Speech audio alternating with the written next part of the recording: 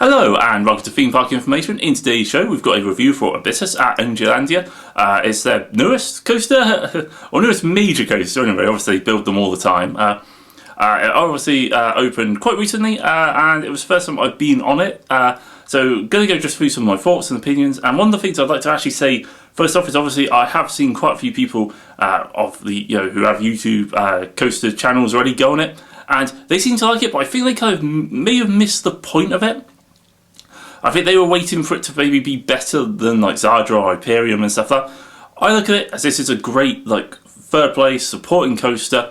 It's there. It has so much going on. It ticks so many boxes, but it's like it kind of almost seems that these people were expecting it to be some sort of god tier coaster. It's sadly not, but it is still a really good ride. So let's have a look at it. So there is pretty much I would almost consider like a pre-ride. We have a launch, like a turnaround, little airtime hill, little spaghetti bowl type section, and then like another airtime hill into the second launch.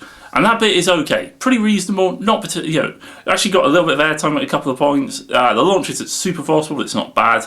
It's just generally like a good way to start the ride. It's a good way of adding a bit of track length to it, and just get it going. It's sort of a complete waste of time, but it's okay. The second launch I thought was really good fun. It didn't seem to hit that hard, but it was still still enjoyable. And I actually really like the top hat sort of element. I kind of like the fact it holds you at the top in some ways, because obviously it has such a steep drop. You get airtime going down the drop. I mean, obviously it would maybe be better without them, but at the same time, it still works with it.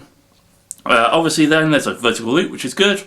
And then actually one of the most underappreciated little element, like a kind of outer bank airtime hill, which you go over at some speed. That was fantastic, and it leads into a tunnel where you then go into I believe it's a Batwing, I think. But yeah, effectively a couple of side-by-side inversions with water and stuff like that in between, and the station building, which is actually quite photogenic. I think this ride will also look a lot better when it's fully finished and all of the theming around it is done.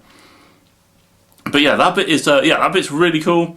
Anyway, you dive that down. There's another airtime hill, which kind of didn't really pop that much when we were there, but still alright. And then the corkscrew, and that was okay. Corkscrews are just reasonable inversions, nothing too bad, nothing too great. And then it kind of, in fairness, does meander a little bit around the rest of its course. Which again I think would be a lot better once it's themed and done up and fully ready. It seems to have been opened just for the season, and I'm sure it's something they'll work on in the off season, but for the most part, yeah, it's pretty good. I will say, ride extremely smoothly. It's a very comfortable ride. It's very rideable. I think it actually has a great colour scheme. It has a different onload and offload stations. The operations were pretty good.